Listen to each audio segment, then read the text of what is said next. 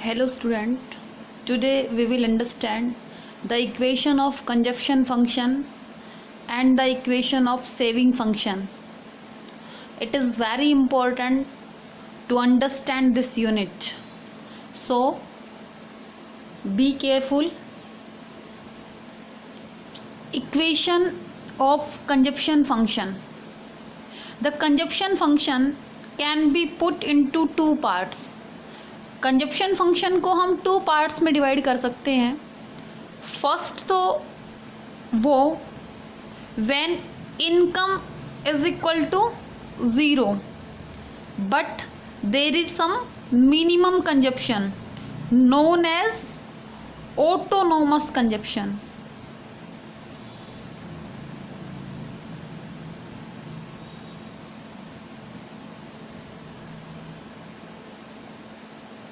Means C bar, which is always positive. Next is, as you know very well, when income increases, consumption also increases, but the rate of increase in consumption, rate of increase in consumption is less than the rate of increase in income. As you know very well बेटा कि consumption जो है वो income के साथ साथ बढ़ता है, लेकिन ये कहा गया था कि इनकम जिस रेट से बढ़ रही है उस रेट से कंजप्शन नहीं बढ़ता.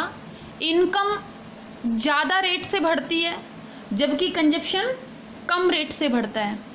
ठीक है, तो हमने क्या कहा बेटा, जो इनकम में चेंज होने से कंजप्शन में जो चेंज आ रहा है ये कैसे शो करते हैं, through MPC. MPC shows how consumption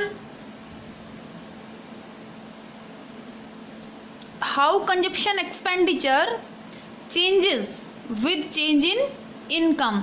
Means consumption में जो चेंज आ रहा है वो इनकम के साथ किस तरीके से आ रहा है, इसको कौन शो करता है, MPC. ओके, अब बेटा एक चीज़ ध्यान में रखनी है, हमने ये बताया था कि जो कंजप्शन जो होता है ना, जो इनकम से इफेक्टेड नहीं होता उसको हम बोलते हैं ऑटोनोमस कंजप्शन. लेकिन जो इनकम के साथ साथ बढ़ता है या घटता है उसको हम क्या बोलेंगे, induced consumption. Induced consumption means income जब घटेगी या बढ़ेगी तो ये चेंज हो जाएगा. लेकिन ऑटोनोमस कंजप्शन एक ऐसा कंजप्शन होता है बेटा, चाहे इनकम ज़ीरो रहे फिर भी ये बना रहता है, पॉजिटिव वैल्यू में बना रहता है. ओके, अब हमें क्या करना है, हमने ये कहा कि जो पोर्शन जो है, the portion of consumption is term as induced consumption. Means जब इनकम में चेंज आने से कंजप्शन में चेंज आ जाता है उस पोर्शन ऑफ कंजप्शन को हम क्या बोलते हैं, इंड्यूस्ड कंजप्शन. ठीक है, और कैन बी एस्टिमेटेड, कैसे एस्टिमेट होता है ये, बाय मल्टीप्लाइंग MPC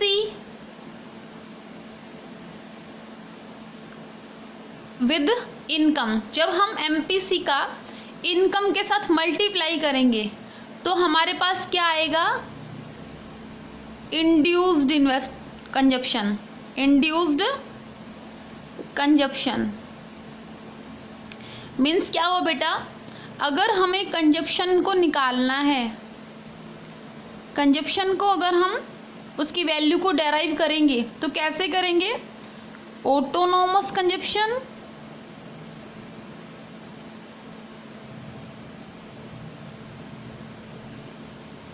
प्लस क्या कर देंगे बेटा, इंड्यूस्ड कंजप्शन।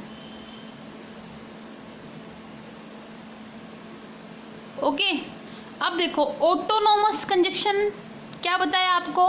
ऑटोनोमस कंजप्शन जो होता है वो कैसे डिनोट होता है बेटे, सी बार से।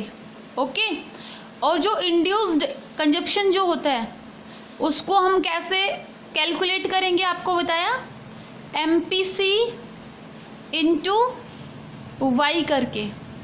ओके, लेकिन क्या है, जो MPC होती है ना उसको हम नोट करते हैं बाई स्मॉल बी। किससे डिनोट करते हैं, स्मॉल बी से डिनोट करते हैं। इसी वजह से जो आपका कंजप्शन फंक्शन जो होता है ना उसको हम कैसे लिखते हैं, C is equal to constant C plus B into Y. This is your consumption function equation. Okay, तो हमने ये बताया बेटा आप लोगों को कि जो कंजप्शन जो होता है वो 2 पार्ट्स में स्प्लिट होता है। एक होता है ऑटोनोमस कंजप्शन और एक होता है इंड्यूस्ड कंजप्शन। ऑटोनोमस कंजप्शन वो कंजप्शन होता है जिसके ऊपर इनकम का कम या ज़्यादा होना इफेक्ट नहीं डालता, लेकिन इंड्यूस्ड कंजप्शन वो कंजप्शन होता है जिसका इनकम का चेंज होना या ना होना इफेक्टेड होता है उससे वो। ठीक है, अब हम बात करते हैं बेटा, हमने ये कहा जो ये गिवन इक्वेशन है, the given equation relates to case of linear consumption function. बेटा हमने ये कहा कि जो आपका कंजप्शन फंक्शन है ना वो लीनियर होता है। अब यहाँ पे लीनियर का मतलब क्या है, आप लोगों ने +1 में कोरिलेशन पढ़ा था, उसमें आपने पढ़ा था लीनियर नॉन लीनियर।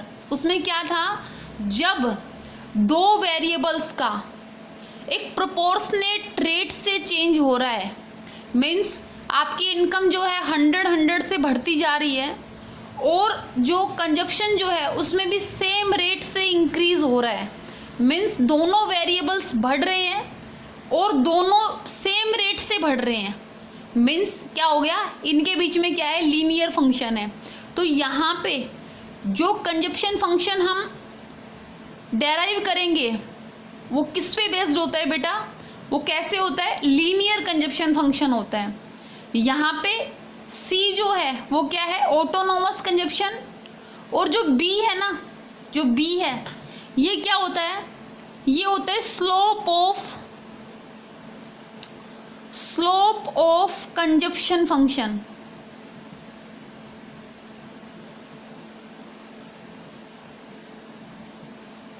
अभी स्लोप ऑफ कंजप्शन फंक्शन क्या होता है, आप लोगों को पता है कि हम क्या करते हैं, OX एक्स पे हम इनकम को डिनोट करते हैं एंड OY एक्स पे हम कंजप्शन को डिनोट करते हैं।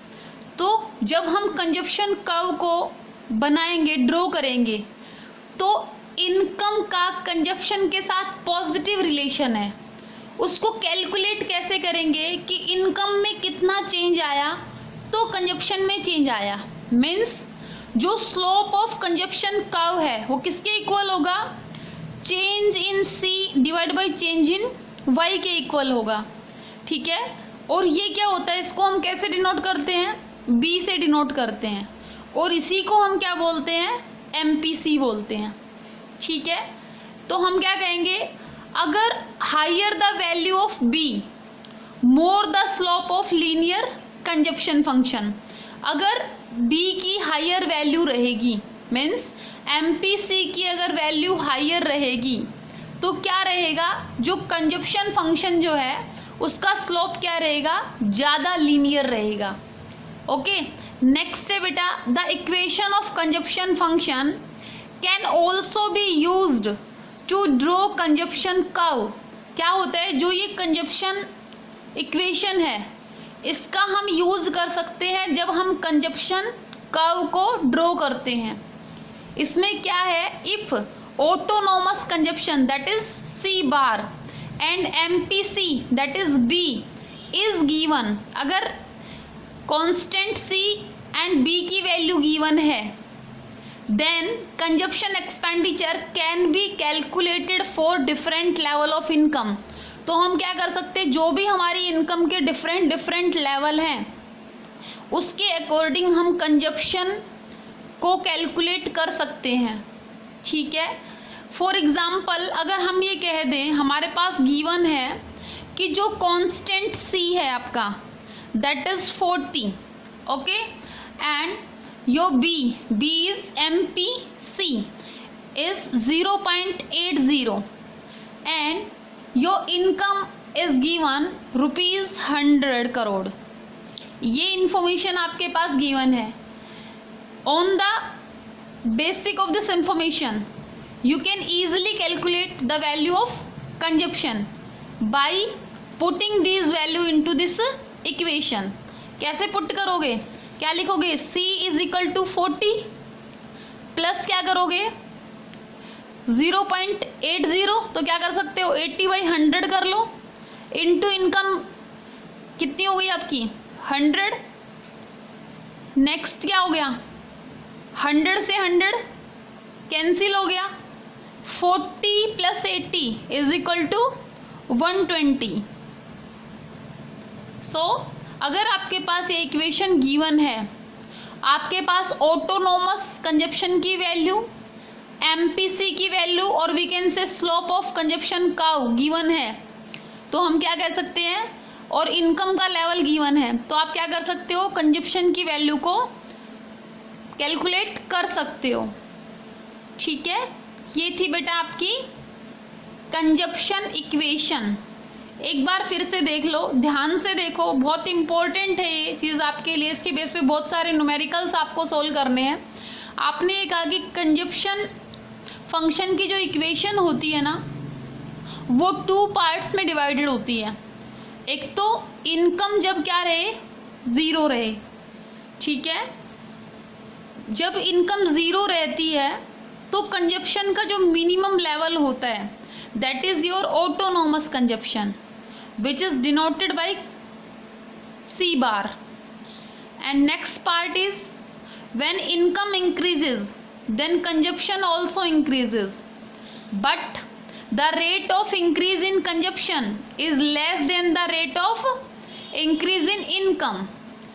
MPC shows how consumption is less than the rate of increase in income। The portion of consumption is term as, जो इनकम के साथ साथ चेंज हो रहा है उस पोर्शन को हम क्या मानेंगे, induced consumption, okay, and can be estimated by, कैसे एस्टिमेट होता है, multiplying MPC by income. Income को आपको पता है Y से डिनोट करते हैं और MPC को हम किससे डिनोट करते हैं, B से, ओके। तो हम क्या कहेंगे, कंजप्शन फंक्शन को हम कैसे प्रेजेंट कर सकते हैं, C is equal to constant C plus BY। Here C is consumption, constant C और C bar is autonomous consumption, B is equal to MPC and Y is equal to income। Now autonomous consumption expenditure is not influenced by income। Autonomous जो consumption expenditure हैं वो income से influenced नहीं होते, whereas induced consumption is consumption expenditure that changes with change in income. Okay, next हमने बताया the equation, the given equation, this is your given equation relates to case of linear consumption function. किससे relate करती है, linear consumption function से denote कर relate करती है। कैसे इसको प्रेजेंट करेंगे, C is equal to constant C plus BY is the equation of a straight line. यहाँ पे क्या होती है, जो कंजप्शन फंक्शन की जो लाइन रहेगी वो क्या रहेगी, स्ट्रेट लाइन रहेगी, ठीक है, with constant C equal to intersect with B। जो कांस्टेंट C है वो क्या करती है, जो B फंक्शन है that is slope of consumption function, इसको क्या करती है, इंटरसेप्ट करती है।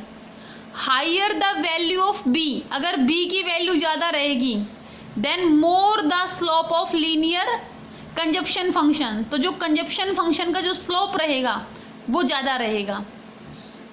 The equation of consumption function also can be used to draw consumption curve, जो इक्वेशन होती है ये जो है कंजप्शन कर्व को ड्रॉ करते वक्त भी यूज होती है।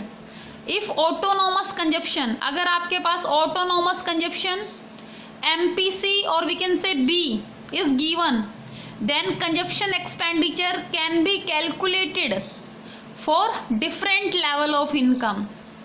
फॉर एग्जाम्पल हमने बताया C is equal to constant C is equal to 40 crore, B is equal to 0.80 and your income level is 100 crore, then by this equation you can easily calculate the value of consumption. Okay, this is your consumption equation. I hope it is very clear to you. Now we will understand the equation of consumption function, equation of saving function. As you know very well, y is equal to C plus S.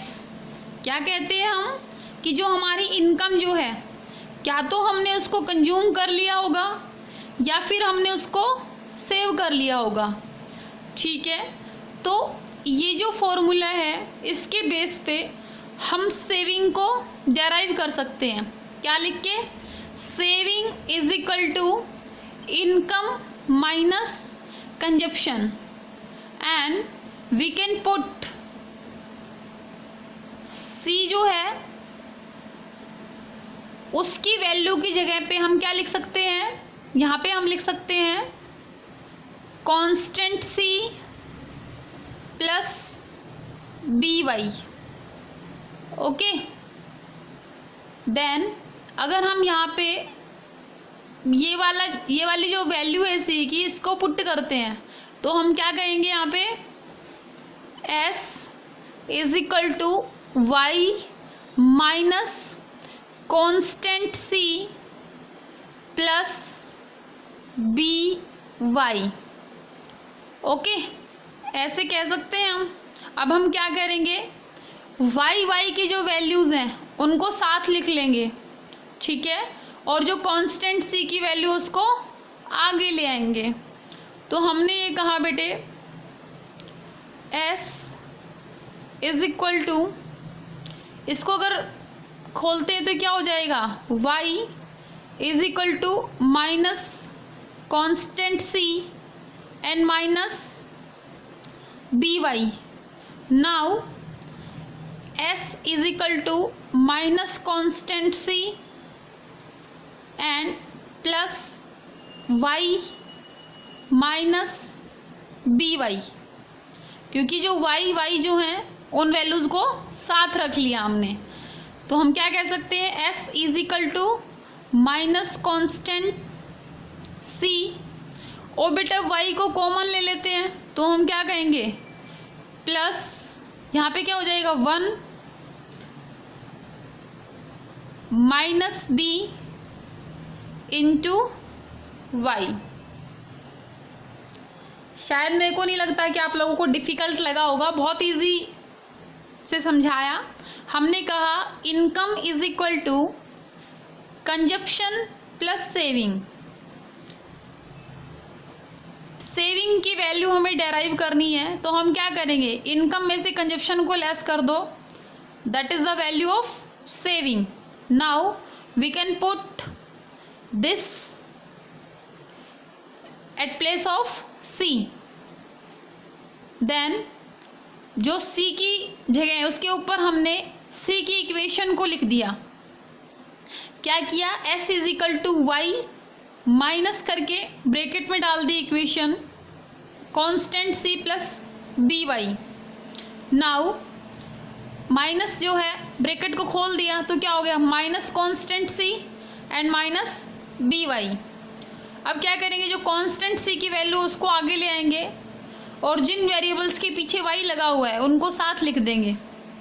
फिर हमने क्या किया, constant सी minus में है, plus क्या हो गया 1 minus B Y, क्योंकि हमने यहाँ से y को कॉमन ले लिया। तो y को जब यहाँ से कॉमन ले तो यहाँ पे कितना बच गया 1, और यहाँ से अगर y को कॉमन ले तो यहाँ पे कितना बच गया b, then 1 minus b into Y. Okay, this is the function of the equation of saving function. अब बेटा इस चीज़ को आप एक बार दोबारा से ध्यान से देखेंगे। मैंने ये कहा कि जो हमारा ऑटोनोमस कंजप्शन है, this is autonomous consumption.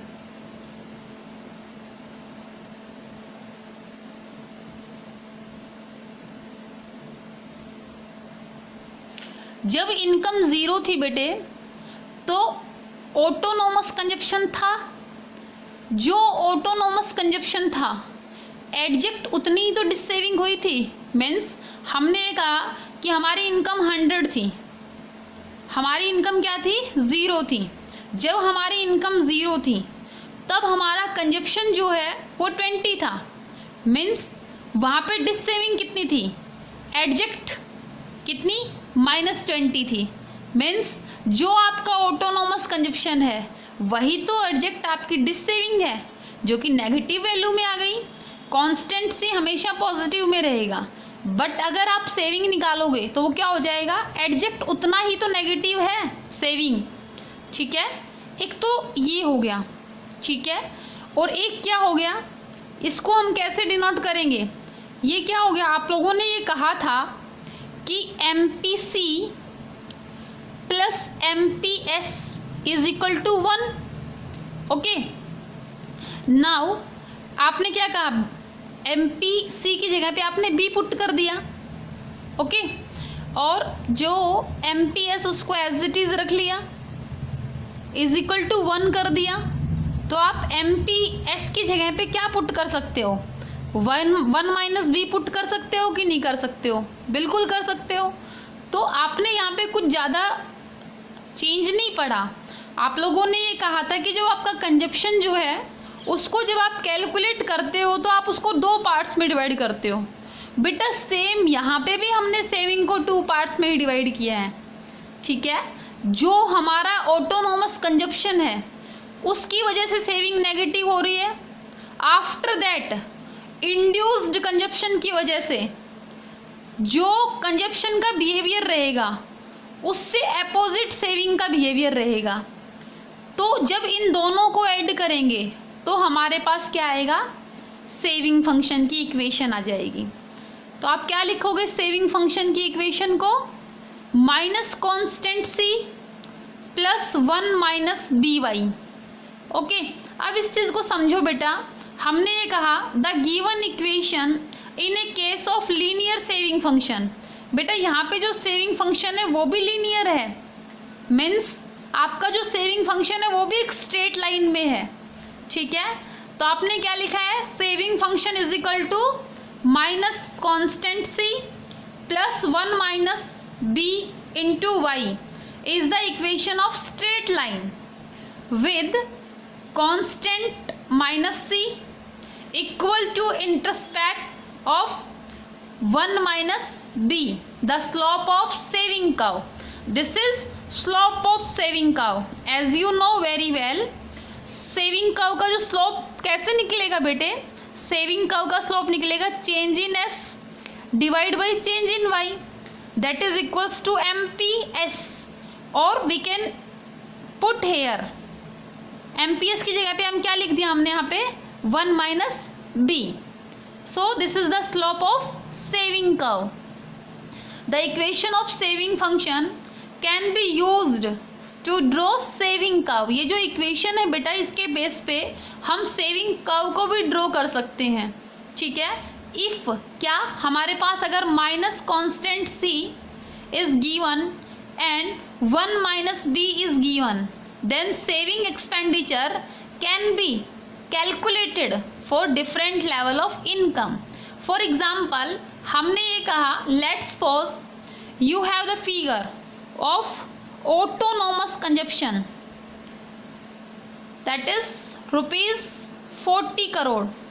okay, and 1 minus b is equal to 0.20 and your income is 100. Now you will calculate value of saving by this equation. Now we will put this value into this equation. Now you can write here s is equal to 40, that is minus, first of all we put minus sign, after that your constant minus constant c is given है 40, okay. Next plus 0.20 into 100, s is equal to minus 40 plus 20 by 100 into 100, 100 से 100 cancel, minus 40 में से plus 20 जाएंगे, then the value of saving is equal to minus 20. This is the value of saving. ठीक है, ये था बेटा आपका, आपने पढ़ा कि आपकी जो सेविंग है वो क्या हो गई, नेगेटिव हो गई. अब देखो इसी बात को अगर मैं कनेक्ट करूं किससे, कंजप्शन से, तो आप लोगों ने ये कहा था कि आपकी जो इनकम है वो है 100 एंड योर कंजप्शन जो आपने कैलकुलेट किया था कंजप्शन इक्वेशन में कितना आया था 120, because income is less than consumption, so value of saving will be -20. Okay, तो ये क्या है बेटा, इनकम से ही कंजप्शन और सेविंग डेराइव हो रहे हैं. तो डरने की घबराने की बात नहीं है, कोई बहुत बड़ा बहुत डिफिकल्ट टॉपिक नहीं है, बिल्कुल इजी सा कंसेप्ट है. ठीक है, तो आपने क्या कहा कि आपने सेविंग को भी स्प्लिट कर दिया 2 पार्ट्स में, क्योंकि ऑटोनॉमस और इंड्यूस्ड कंजप्शन है, इसी वजह से सेविंग के ऊपर भी वो इफेक्ट करेगा, क्योंकि सेविंग और consumption both are the part of income. Okay, तो इस तरीके से आपने क्या कहा, सेविंग की जो इक्वेशन है that is minus constant C plus 1 minus B Y.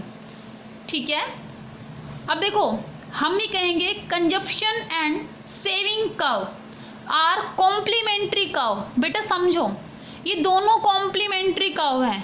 Complementary goods के बारे में आप लोगों को पता है कि ये पेन है, इस पेन में इंक अगर होगी तो इस पेन की डिमांड होगी, है ना. तो क्या हो गया, पेन और इंक की डिमांड साथ साथ होती है. ठीक है, सेम ऐसे ही कंजप्शन और सेविंग दोनों का बिहेवियर साथ साथ चलता है बेटे, इसी वजह से क्या होते हैं, कॉम्प्लीमेंट्री कर्व होते हैं. We know y is equal to c plus s. It means consumption and saving curve are complementary curve as they together make up income, क्योंकि इन दोनों से क्या बनती है, इनकम बनती है. Therefore if one of the function is known, अगर आपको एक फंक्शन की नॉलेज है then the other can be easily obtained, तो दूसरे फंक्शन को आप इजिली कैलकुलेट कर सकते हो. So we can derive consumption curve from the we can derive supply curve from the consumption curve and consumption curve from the saving curve. Saving curve से हम consumption curve को derive कर सकते हैं और कंजप्शन कर्व से हम saving curve को डेराइव कर सकते हैं. तो इस चीज़ को हम पढ़ते हैं कि किस तरीके से सेविंग कर्व और कंजप्शन कर्व कैसे हेल्प करते हैं एक दूसरे की वैल्यू को डेराइव करने में. ठीक है, तो अभी तक हमने पढ़ा equation of saving function and equation of consumption function. Its equation is c is equal to constant c plus by and S को कैसे डिनोट करेंगे, S is equal to minus constant C plus 1 minus B into Y. ठीक है, ये था आपका consumption and saving function equation. Now we will understand derivation of saving curve from consumption curve. Consumption curve से हम saving curve को कैसे derive करेंगे। Okay, this is your diagram of income and consumption. As you know very well, this is OXX and this is OYX. On axis there is figures of income and on Y axis consumption figure. As you know very well,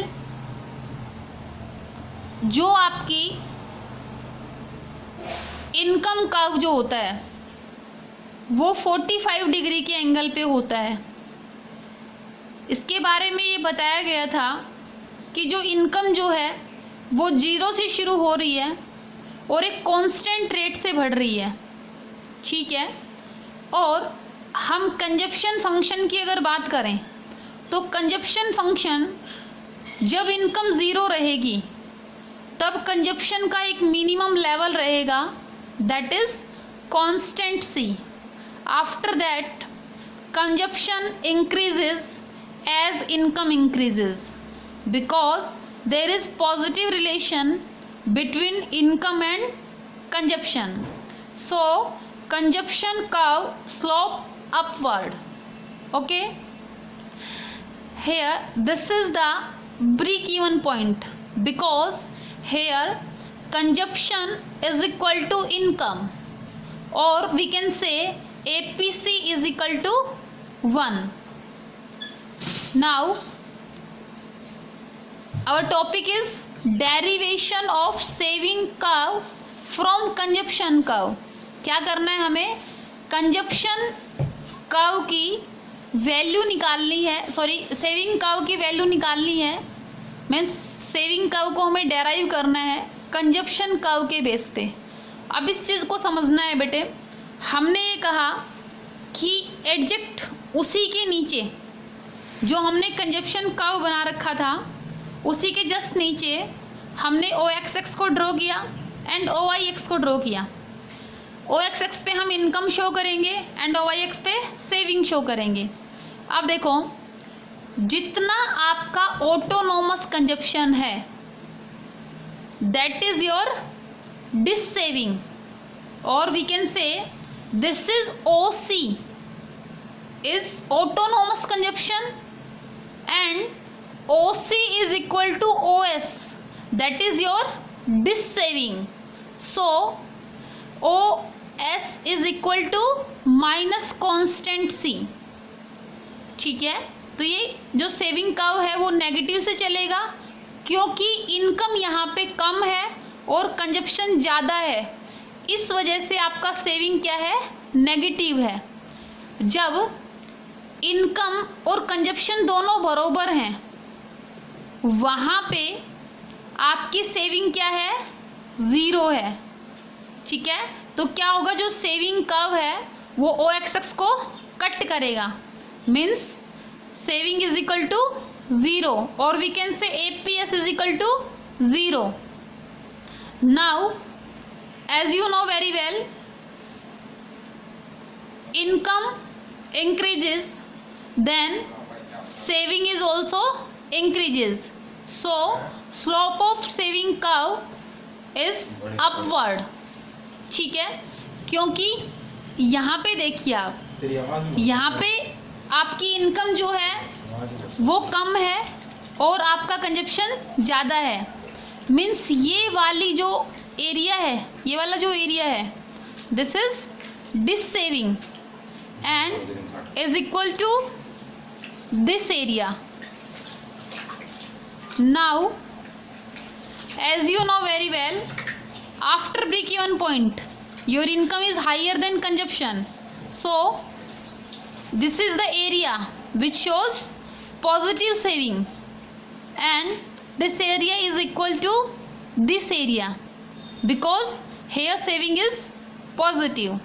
So we can draw saving curve by consumption curve. Okay, this is your topic, derivation of saving curve from consumption curve. Now it must be noted that consumption curve can also be derived from saving curve. ऐसा नहीं है कि हम सिर्फ consumption curve से ही saving curve drive कर सकते हैं, हम सेविंग कर्व से भी कंजप्शन कर्व को डेराइव कर सकते हैं. The starting point of consumption curve on Y axis, as you know very well, because of minimum level of consumption will be equal to the amount of dissaving. किसके इक्वल रहेगा? ये वाला dissaving के इक्वल रहेगा. Okay, and the point of break even point, that is consumption is equal to income. At this point saving is 0. Okay, the second point of consumption curve will be determined corresponding to point when saving curve intersect x axis. जो आपका second portion बनेगा, second point जो है, this is your first point and second point is this. Here saving is equal to 0 and after that saving will be positive. saving क्या हो जाएगी? Positive हो जाएगी because income is greater than consumption. Okay, this is your topic that suggests us we can derive consumption curve from saving curve and saving curve from consumption curve. Now we will understand investment function. Investment function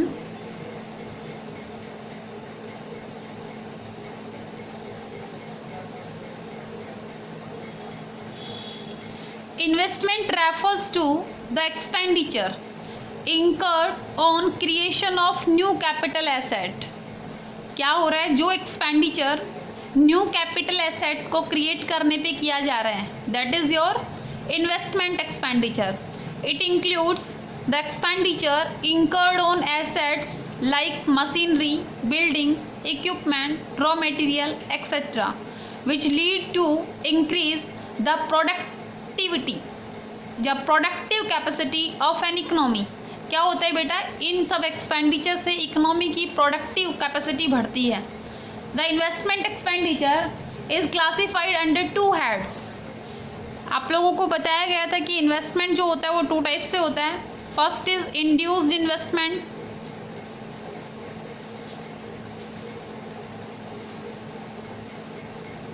and next is autonomous.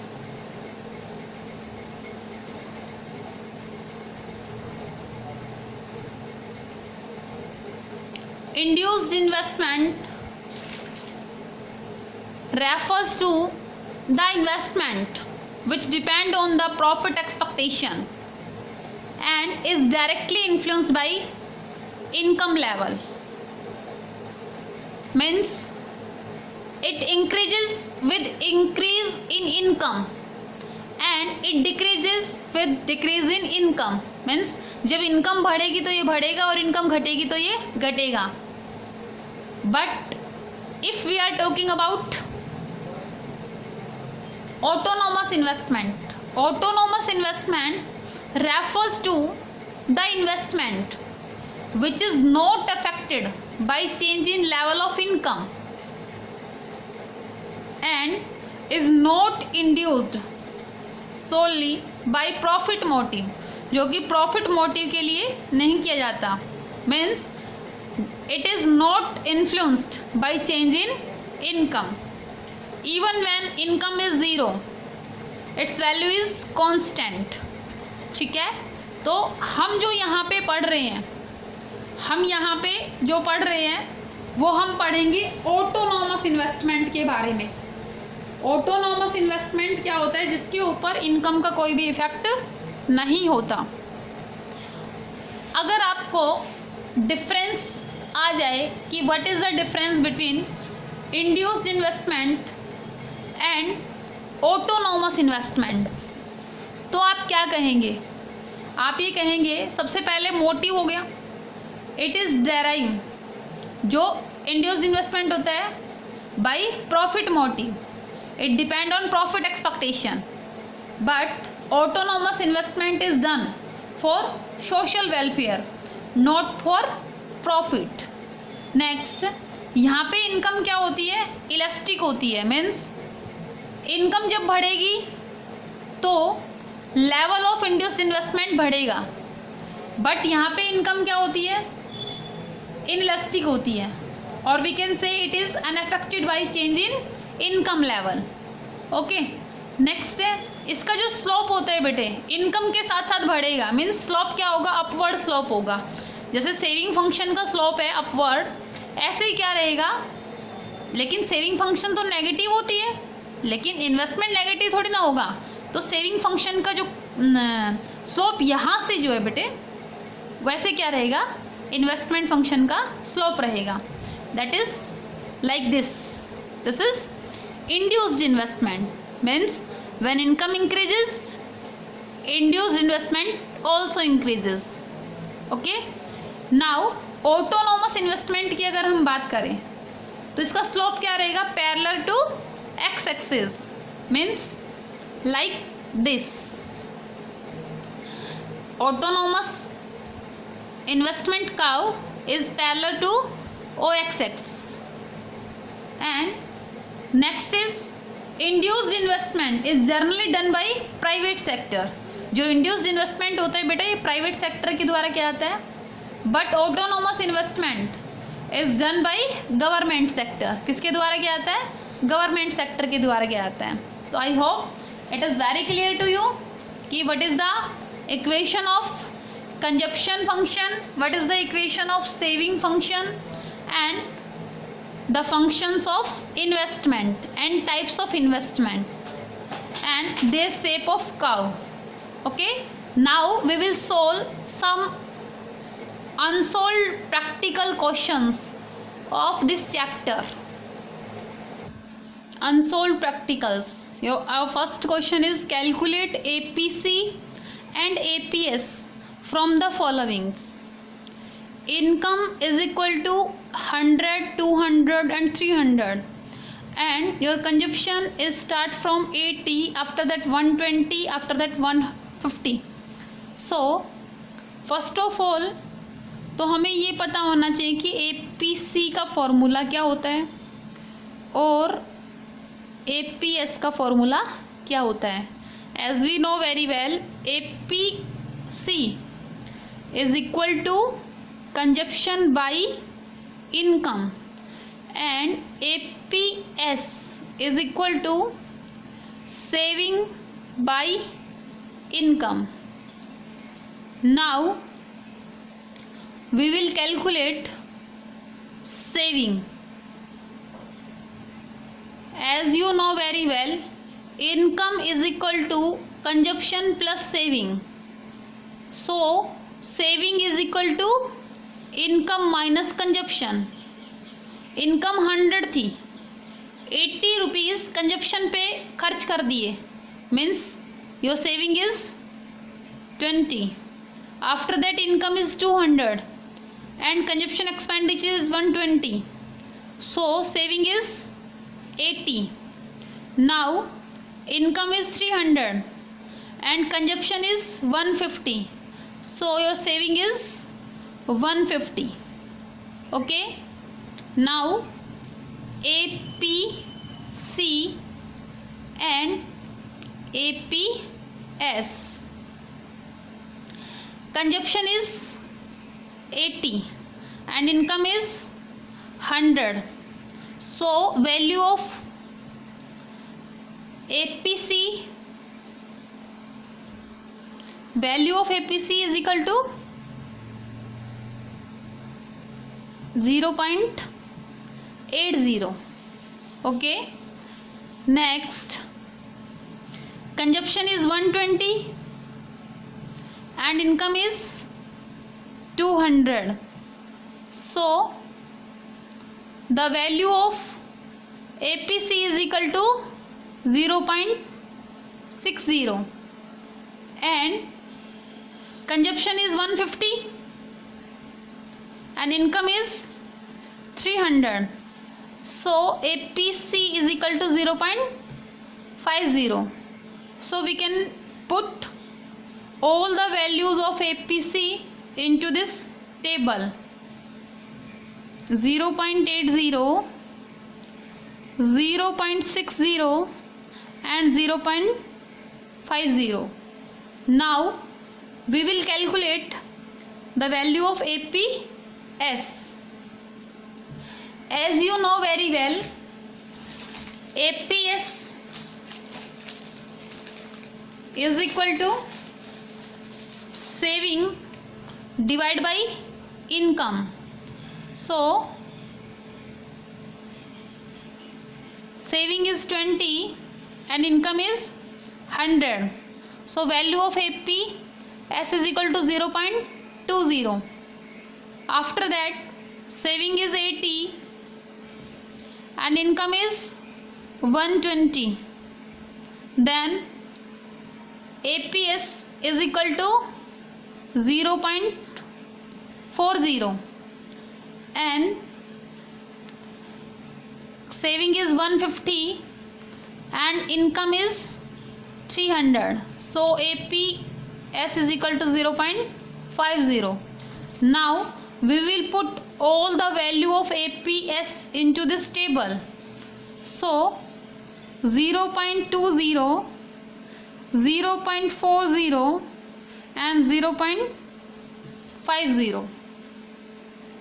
बेटा यहाँ पे आपने एक बात notice की हो तो क्या है, APC plus APS is equal to 1. Okay, तो अगर हम बात करें, अगर हमने APC की वैल्यू निकाल दी तो हम क्या कर सकते हैं, APS की जो वैल्यू है वो हम 1 माइनस APC करके भी कैलकुलेट कर सकते हैं. ठीक है, जैसे APC is equal to 0.80. Now we will less this value from 1, then the value of APS is equal to 0.20. और ये चीज़ आप सब जगह पे देख सकते हो, 1 में से अगर APC की वैल्यू लेस करेंगे तो APS की वैल्यू हमारे पास आ जाएगी. ठीक है, तो हमारे पास 2 मेथड्स हैं. जब हमें APC की वैल्यू अगर हम कैलकुलेट कर चुके हैं और हमें APS की वैल्यू कैलकुलेट करनी है तो टाइम सेव करने के लिए ये ज़्यादा बेटर रहेगा, क्योंकि एग्ज़ाम में हमें टाइम मैनेजमेंट सीखना होता है एग्ज़ाम से पहले, ताकि हम पेपर विद इन टाइम कर सकें. अगर ये सब करेंगे तो टाइम ज़्यादा लगेगा, इसलिए हमें टाइम को सेव करना है. ठीक है, this is your first unsolved practicals. Now your second question is, ये क्वेश्चन है बेटा, at income level of rupees 5000 crore, total saving is rupees 1000 crore, calculate APC. APC calculate करना है तो कंजप्शन बाई इनकम से करेंगे. हमारे पास इनकम 5000 है and saving is 1000. So consumption is equal to 4000 crore. Okay, now we will put here consumption is 4000 crore and your income is 5000 crore. Then value of APC is equal to 0.80. Okay, इसका मतलब क्या हुआ, income का 80% जो है वो हम consumption पे खर्च कर देते हैं. ठीक है, इनकम का 80% दैट इज 4000 हम किस पे खर्च कर रहे हैं, कंजप्शन पे खर्च कर देते हैं. This is your second question. Your third question is calculate MPC and MPS from the following schedule. इस शेड्यूल से आपको क्या करना है, MPS एंड MPC की वैल्यू को कैलकुलेट करना है. तो सबसे पहले हमारे पास जो फिगर्स दिए हुए हैं वो इनकम और कंजप्शन के दिए हुए हैं. तो इसके बेस पे सबसे पहले हम क्या करेंगे, सेविंग के फिगर्स निकाल लेंगे. कैसे निकालेंगे, 100 by 85 that is 15, 200 by minus 160 saving is 40, after that 300 and consumption is 235, then your saving is 65, and income is 400 and consumption is 310, so saving is 90, and income is 500 and consumption is 400, then your saving is 100.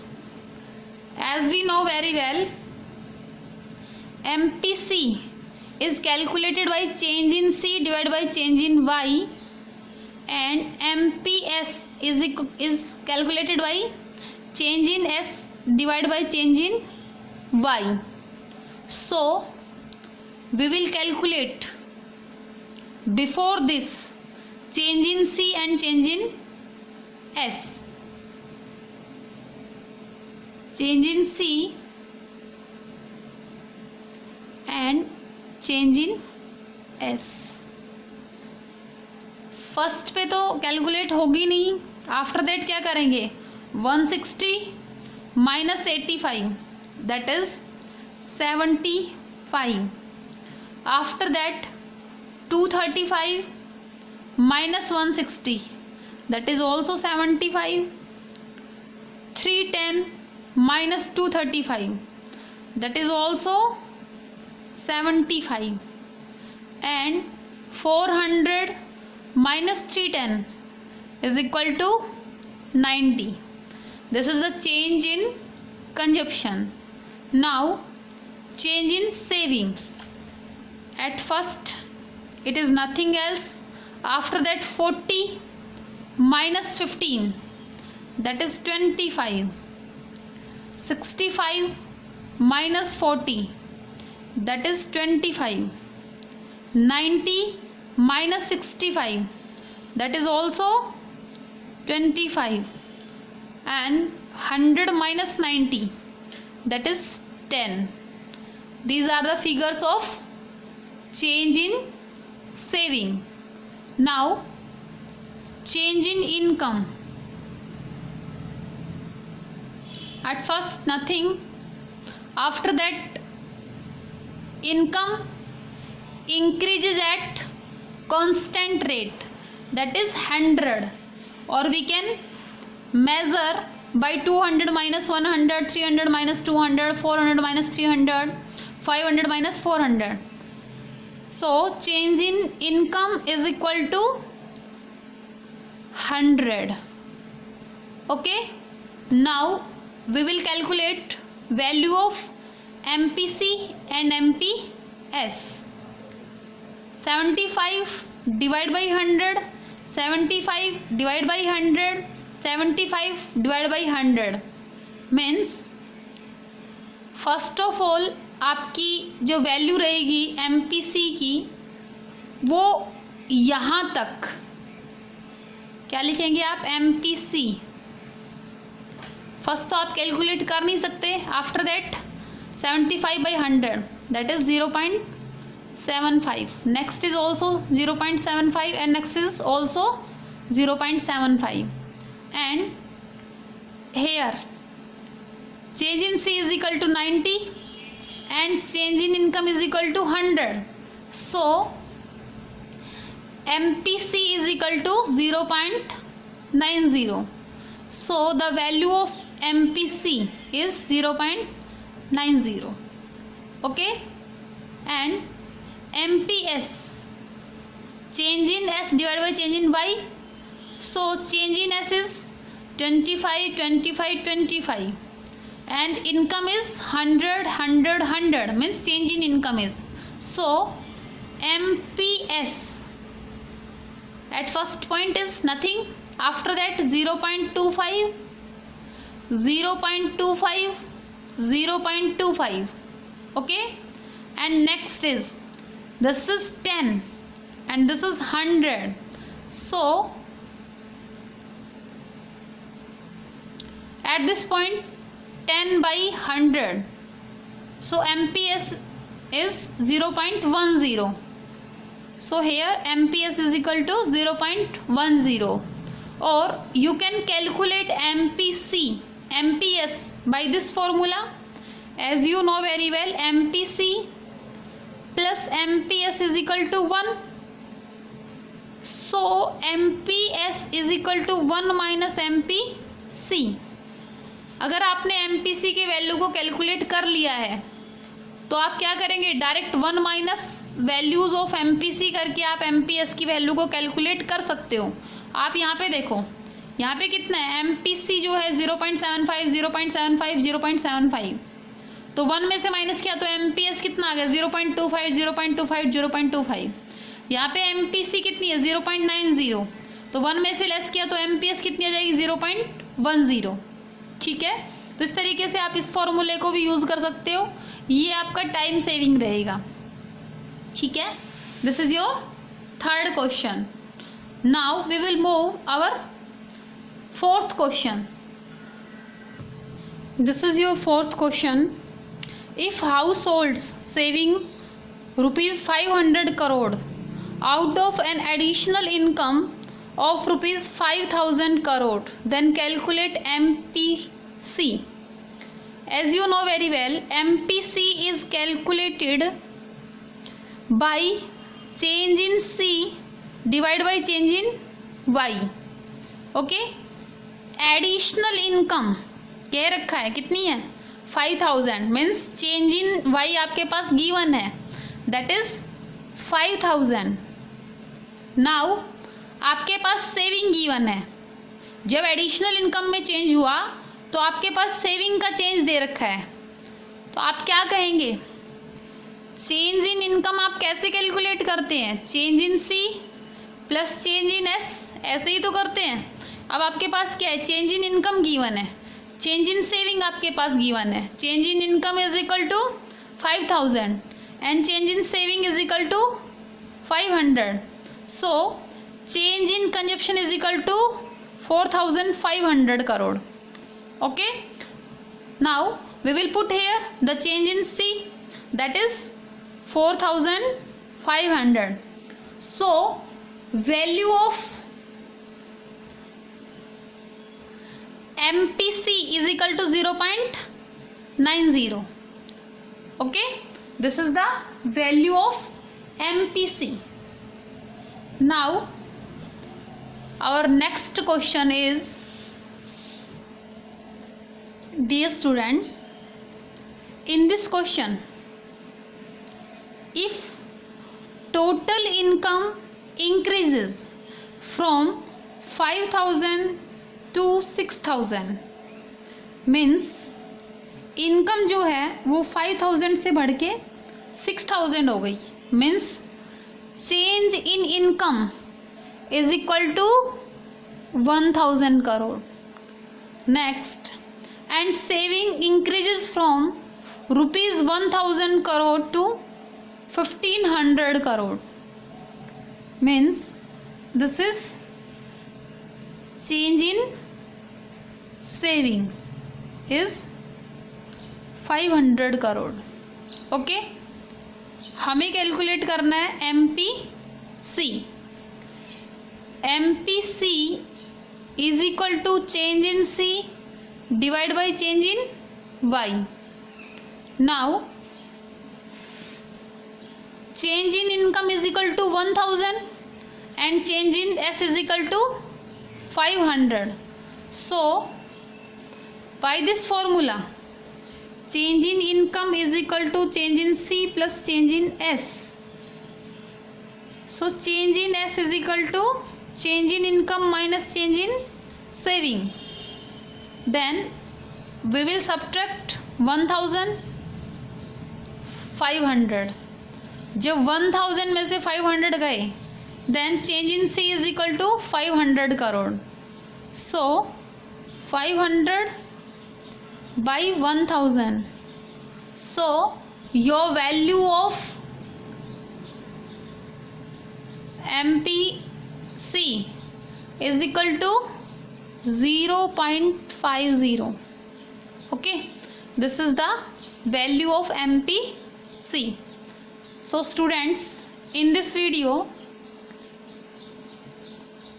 we have completed equation of C function, equation of S function, investment function,